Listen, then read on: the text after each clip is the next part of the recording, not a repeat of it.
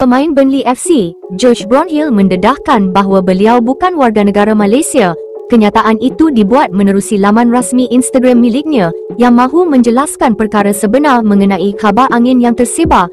Pemain berusia 29 tahun itu memaklumkan bahawa beliau berasal dari England dan tiada pertalian darah Malaysia, sekadar ingin menangani situasi beberapa khabar angin yang tersebar.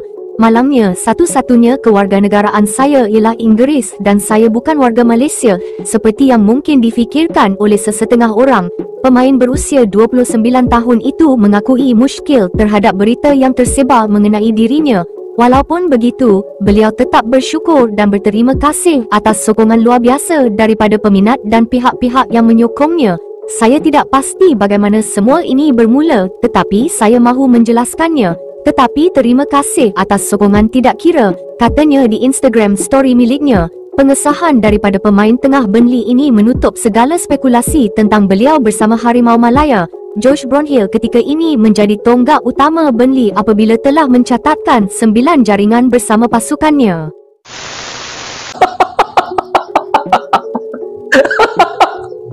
Kita lihat itu tadi. Kita dengarkan beritanya ya. Dan inilah akibatnya. Orang ya dengan kapasitas mental itu masih di usia 2-7 tahun, tetapi bentukannya orang dewasa. Dan bukan satu gitu, tapi satu kaum tipe M di Bani Sarapan ini di negeri Malaides ya. Bentukannya aja dewasa, tapi secara kognitif, secara kapasitas mental mereka itu masih anak umur 2-7 tahun. Ketika orang dewasa bercanda, mereka seriusin sama anak-anak ini. Dan ini yang terjadi sampai Josh Brownhill pun bingung. Ini dari mana sih bermulanya katanya. Dan pangeran mereka yang mengirimkan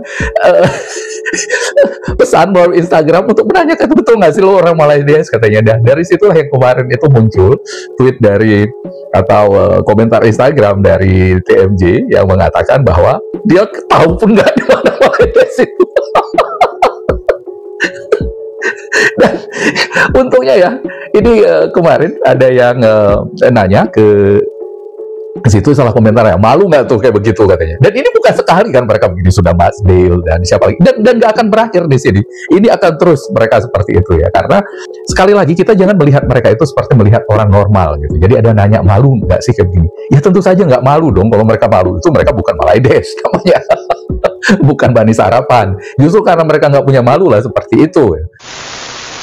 Assalamualaikum warahmatullahi wabarakatuh. Salam sejahtera untuk semua, sahabat kata per kata. Dan itulah kabar berita di penghujung akhir tahun 2024, yang terjadi di negara Malaides.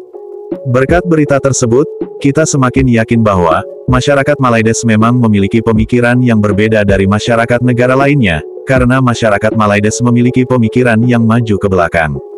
Salah satunya adalah, terlihat dari sulitnya masyarakat Malaides mencari tahu suatu kebenaran dari sebuah berita. Dan pantas saja, masyarakat Malaides selalu merendahkan Indonesia, dikarenakan mereka selalu mendapatkan informasi berita tentang hal-hal yang negatif yang terjadi di Indonesia. Dengan begitu mereka akan menganggap kalau Indonesia di mata mereka keseluruhannya tidaklah baik. Bahkan berita yang kebenarannya masih diragukan oleh masyarakat Indonesia alias hoaks, mereka anggap sebagai suatu kebenaran. Untuk itu dengan secara otomatis, mereka akan selalu menganggap remeh Indonesia, dan selalu merendahkan Indonesia. Dan berita-berita yang demikian, mereka konsumsi sejak dari dulu, sebelum adanya kecanggihan teknologi internet seperti saat ini. Namun ketika kecanggihan teknologi internet muncul, dan membuka segala kebenaran yang terjadi tentang perkembangan kemajuan Indonesia, serta membuka segala keburukan yang terjadi pada negaranya yaitu Malaides, mereka pun seolah-olah tidak terima. Seperti itulah masyarakat Malaides ketika menggunakan pemikirannya. Bahkan masyarakat Malaides sepertinya sudah tidak lagi memiliki rasa malu. Segala kesalahan yang pernah mereka lakukan dalam mencerna suatu kebenaran, akan mereka ulang kembali dan tanpa memiliki rasa malu, mereka akan bersikap seolah-olah tidak pernah terjadi pada dirinya. Dan takkan pernah terucap kata maaf, atas segala kesalahan informasi yang mereka lakukan, dan mereka akan mencari kambing hitamnya, untuk menutupi kesalahan-kesalahan mereka itu. Dan hal-hal yang demikian, hanya terjadi pada masyarakat Malaides yang bertipe M. Dan berikut ini penjelasan dari Bang Win Wan Nur, tentang bagaimana masyarakat Malaides menggunakan pemikirannya, serta tentang sikap dan sifat dan juga perilaku dari masyarakat Malaides, yang takkan pernah kita temukan pada masyarakat negara lainnya. Dan mungkin juga banyak bertanya-tanya ya, kenapa orang-orang seperti itu bisa bertahan di dunia ini. Itu yang saya katakan kemarin, bahwa mereka itu memang mekanisme pertahanan dirinya itu tidak memiliki rasa malu. Gitu. Mekanisme pertahanan diri ini adalah cara untuk tetap bertahan hidup di alam ini, gitu ya. Jadi ketika ya kita percaya Tuhan, gitu, ketika Tuhan menciptakan alam ini, semuanya itu kemudian menjadi hukum sebab akibat, ya. Ada sebab, ada akibat, nggak ada yang ujuk-ujuk muncul. Gitu.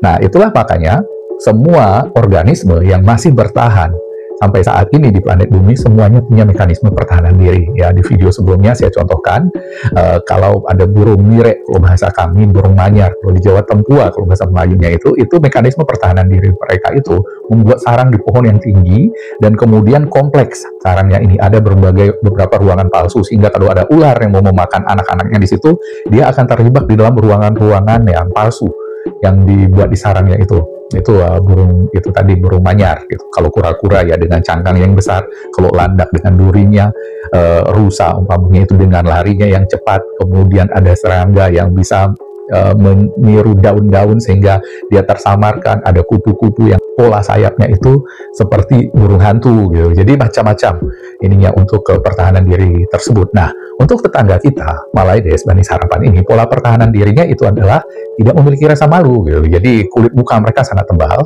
setebal kulit badak ditambah beton cor 1,5 bata. Nah, representasi dari tetangga kita Malaides ini yang benar-benar menunjukkan ciri khas mereka itu banyak sekali kita lihat ya. Kita lihat sekarang ini umpamanya media-media yang apakah itu Astro Arena, atau Malaysia Gazette, Pala Tahu Bola, juga Malaysia OneFootball, Malaysia.my gitu. Itu semuanya itu nggak ada menunjukkan rasa malu tadi ya. Karena itu memang mekanisme pertahanan diri mereka dengan tanpa rasa malu tadi. Tidak ada menunjukkan itu. Apakah iya sama dengan tuyul jumbo tuh ya. Tak benang ke gitu ya. Kalau kita itu kan malu kayak begitu ya, nggak berani muncul lagi, tapi dia terus muncul begitu, nggak ada gitu rasa malunya. Begitu juga dengan unyil dewasa gitu ya. Tapi yang paling mencolok ya, paling mencolok tentu saja siapa lagi kalau bukan TikToker kesayangan kita semua ya, si Butang Follow. Nah, begitu juga yang terjadi pada si Butang Follow di dalam kasus Josh Brownhill ini ya. Dulu kita tahu dia satu yang paling semangat, yang menyemangati itu, sekaligus menyindir kita gitu, bahwa kita itu naturalisasi, kita nggak bisa dibandingkan dengan mereka itu betul-betul hebat gitu. Nah, kita tonton untuk melihat bagaimana mereka itu, apa yang saya maksud dengan kulit muka setebal kulit badak ditambah dengan beton cor setebal 1,5 bata. Nah, ini kita saksikan bagaimana Butang Follow ya, postingan Butang Follow sebelum dan sesudah Josh Brownhill mengaku bahwa dia tidak memiliki darah Malaysia ya. Ini kita dengarkan video dari si Butang Follow ya. Saya sambil menikmati bubur kacang hijau dengan susu ya. Ini dia videonya. Guys, jangan terkejut kalau tim Malaysia ranking bawah 100 lepas ni. Sebab dengar cerita ada 2 player naturalisasi yang akan diserap masuk ke skuad Harimau Malaya. Okey, siapakah 2 player ni? Aku akan cerita. Sebelum tu, korang yang belum follow lagi akaun ni, minat konten-konten bola sepak, kena tekan butang follow. Dah follow? Mantap bos. Pemain pertama yang kita cuba dapatkan adalah Joshua Brownhill, pemain England yang bermain untuk kelab Burnley. Dan dengar cerita, harga market dia adalah 15 juta euro. Kalau dia join tim Malaysia, menjadikan player ni player paling mahal, player paling bernilai dekat Asia Tenggara. Dia juga ada balas email untuk mengklarifikasikan dia punya darah Malaysia lah. Sebenarnya nenek dia ada darah Malaysia, dan dia juga ada tulis dekat sini yang dia open to consider. Maknanya dia mungkin berminat untuk bermain. Yelah, dekat negara England banyak sangat talent, banyak sangat player. Macam mana nak masuk kan? Baik main untuk Malaysia, betul tak? Joshua Brownhill ni adalah seorang midfielder yang sudah pun berumur 28 tahun. Maknanya dia pemain yang memang dah berpengalaman lah, bukan budak muda. Berbeza pula dengan Iggy Huben, pemain Belanda yang baru berusia 19 tahun.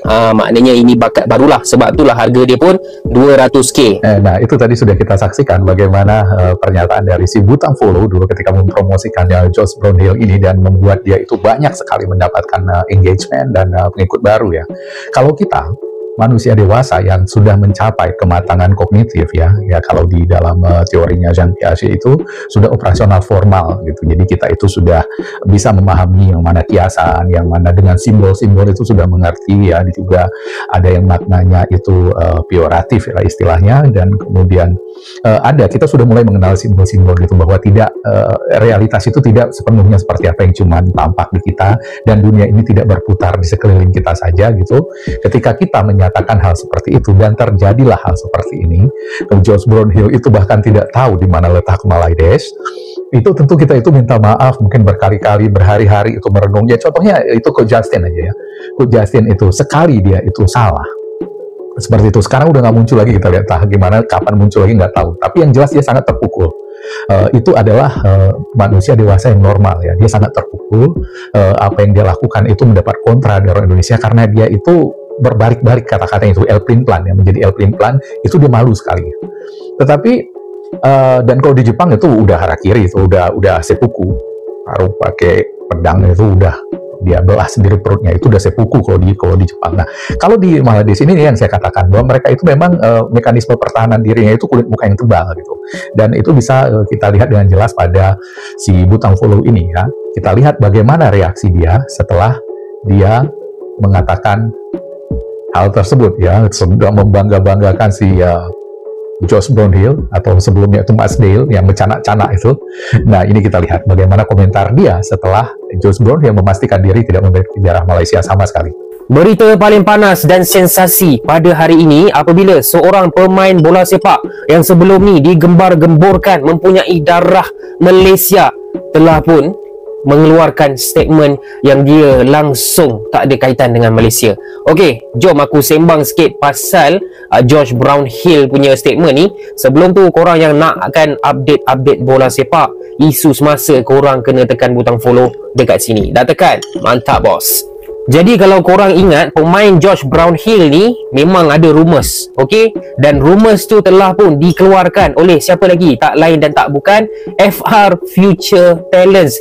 Dia siap tunjuk ni conversation dengan Josh ni. Conversation email dengan Josh. Josh kata dia berminat tapi dia kena confirmkan diri dia dulu, bla bla bla. Akhirnya hari ni kita tahu conversation ni hanyalah scam semata-mata. Menipu. Sebab apa? Dalam Insta story Josh Brownhill ni, dia kata dia langsung tak tahu pun pasal benda ni. Dia langsung tak tahu kenapa tiba-tiba dia dikaitkan dengan darah Malaysia. Okey? Jadi, untuk korang-korang yang tengah tengok video ni, ambil pengajaran. Tak payah dah percaya akaun-akaun yang muka pun tak tunjuk, hanya rumours dia banyak. Lagi-lagi bila diorang ni kenakan charge RM15 untuk mendapatkan berita palsu. Yang kelakarnya, lepas dah keluar cerita pasal Josh ni, masih lagi ada puak-puak yang duk percaya diorang ni. Siap backup, kata alah diorang tu sengaja je nak keluarkan berita macam ni, nak bagi pressure dekat Harimau Malaya. Pressure kepala bandar kau tu dah kena tipu.